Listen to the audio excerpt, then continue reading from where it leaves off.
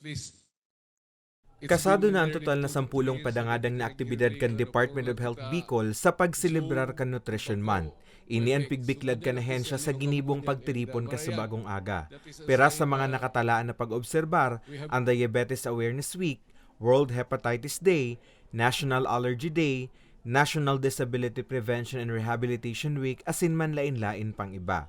Ngunya na taon, bilang pakikisumaro kan ahensya sa espuersos kan gobyerno para sa mga apektado kan pag-aalburuto kan bulkan mayon, nakatala ang gibuhon ang nagkaperang aktibidad mismo sa mga evacuation center.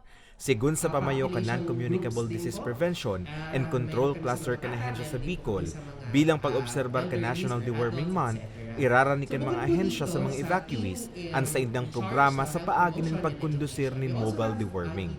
Na kung may anumang sintomas na nararamdaman po, huwag pong mag-atubili. Kumonsulta po agad sa pinakamalapit po natin na mga primary care providers. Maaari po ito sa ating mga rural health centers, maaari po ito sa private clinics po natin, nang sa gayon ay mabigyan po natin ng karampatang gamutan, ma-diagnose ng tama ang inyong mga karamdaman. Ang National Nutrition Council naman nagpuuna kan sa indang pag-iikot sa mga evacuation centers para maghiras nin tips sa pagpreparar ni masustansyang pagkakan.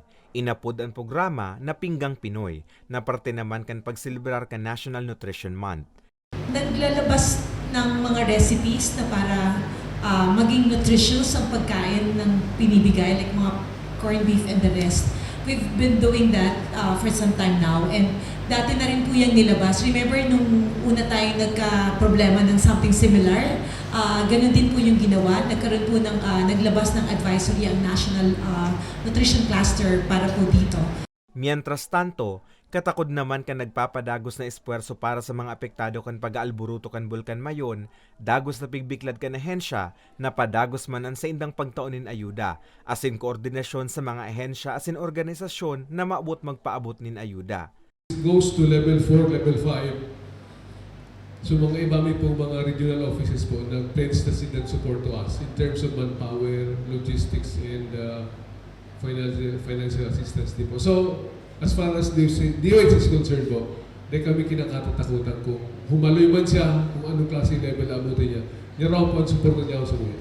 Sa ngunyan, padagos man ang koordinasyon kan ahensya sa mga lokal na gobyerno na nakakasakop sa mga apektadong residente. Ini para maaraman pa ang mga pangangaipo asin dagos man na pagdistribuer ng ayuda. Para sa mga baretang tatak Bicol, Carmelo Balya.